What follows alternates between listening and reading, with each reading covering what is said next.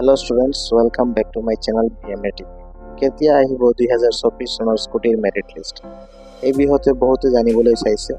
আজি ভিডিঅ'ত মই তোমালোকক জনাব চেষ্টা কৰিম যে 2024 চনৰ স্কুটিৰ মেৰিট লিষ্ট কেতিয়া আহিব পাৰে আৰু কেতিয়া তোমালোকে স্কুটি পাবা। মই তোমালোকক এটা জিনিস জনাব যে 2023 চনৰ স্কুটিৰ মেৰিট লিষ্ট ডিসেম্বৰ মাহত আহিছিল আৰু স্কুটিৰ বিতৰণ হৈছিল জানুৱাৰী মাহত। তো এইবাৰ 2024 চনৰ স্কুটিৰ মেৰিট লিষ্ট তোমালোকে ডিসেম্বৰ মাহত পাৱাৰ সম্ভাৱনা আছে।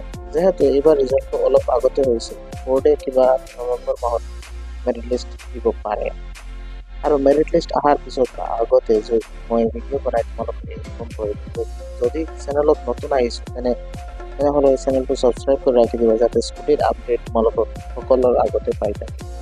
আৰু এটা জিনিস, এই চেনেলত 2024 চনৰ HSLC ষ্টুডেণ্টছৰ লগতে কণ্টেণ্ট আহিব। তো তোমালোকক যদি কোনো সৰু ভাইটি বা বোন থাকে তেনেহ'লে এই চেনেলটো শ্বেয়াৰ কৰি দিবা, যাতে ফ্ৰী কণ্টেণ্ট পাই থাকে। ধন্যবাদ।